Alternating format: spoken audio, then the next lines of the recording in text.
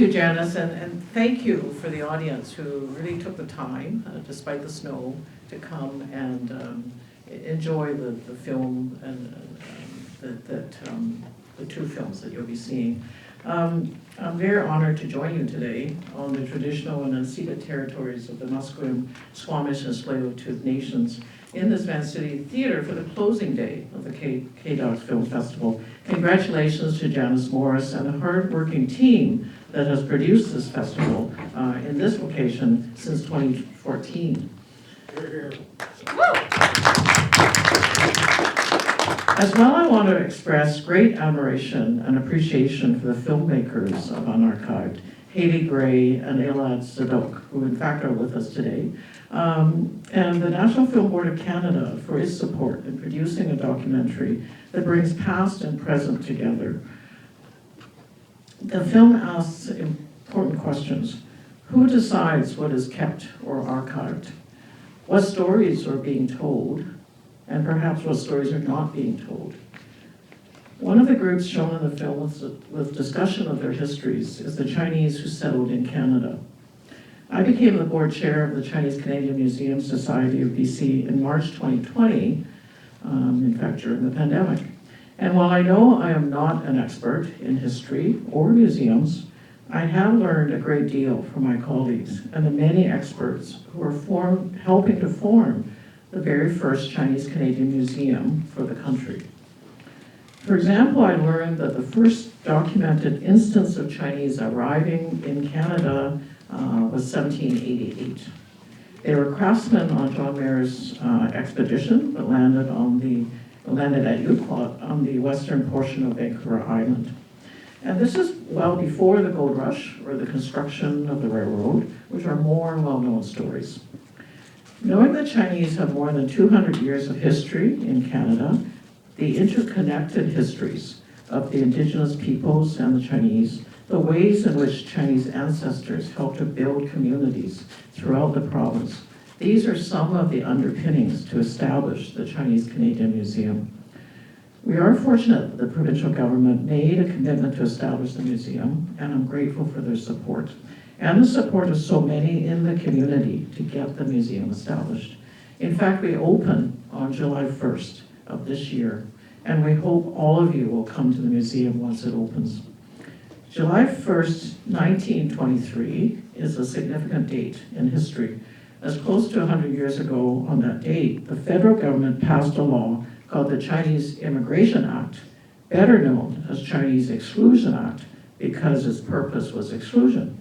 It banned the Chinese from coming to Canada, and the Chinese Exclusion Act was in place until 1947. So for 24 years, fewer than 100 migrants entered Canada, while those who were in Canada and had families, including wives and children, outside of Canada, were not able to have their families come and join them. This was the case in my own family.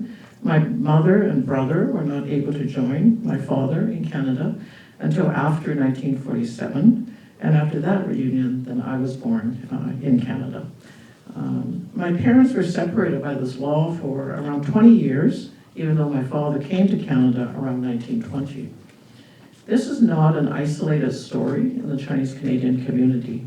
While the Chinese Exclusion Act affected those wanting to immigrate or come, it also impacted those born in Canada. Within 1 year of this legislation being enacted, and I quote, each person of Chinese origin or descent in Canada, irrespective of allegiance or citizenship, was required to register with the federal government. Among many families tucked away are still these papers that are called CI-45 certificates. They are tangible evidence of legislation affecting a generation of Canadians who came of age prior to or during World War II. On July 1st, 2023, a few months from now, 100 years later, the Chinese Canadian Museum will open in Chinatown, Vancouver, in the oldest historic building of Chinatown, the Wing Sang Building, with a national exhibition called The Paper Trail. This exhibition will visually illustrate the tracking undertaken by the federal government of Chinese from the days of the first head tax to the days of the Chinese Exclusion Act. The number and types of certificates will surprise the average Canadian today. For example, there was a CI-44 form that documented an individual, then which allowed the creation of a CI-45.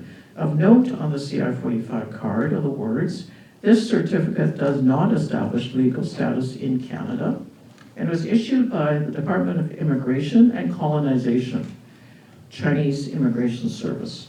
Whether you were born in Canada was not evident on this document, as well as signed by the Controller of Chinese Immigration. The government even created a travel document, CI-9, specifically for Chinese already in Canada. It was to monitor travel in and out of Canada. Accompanying this array of certificates are the stories.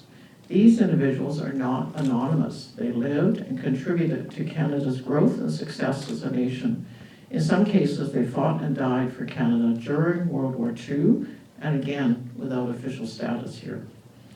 So why does this history and these stories matter? For me, it matters because it helps me to understand more about what happened to my own family. But why does it matter for all of us as Canadians? As William Faulkner said, the past is never dead, it's not even past. With the rise of anti-Asian racism during the pandemic, we come to know that this is not a new sentiment. It has been present for over 100 years. It is about those viewed as other or as competition. This has not changed. This experience of Chinese Canadians and Chinese Canadian history has commonalities with many groups that have also been excluded, discriminated against, and 3 other groups are shown in the film. We're all examples, but there are many stories of others. And the more we can gather and share these important histories, the more we can foster resilience and belonging for all. I invite you to consider this as you watch this wonderful film, Unarchived.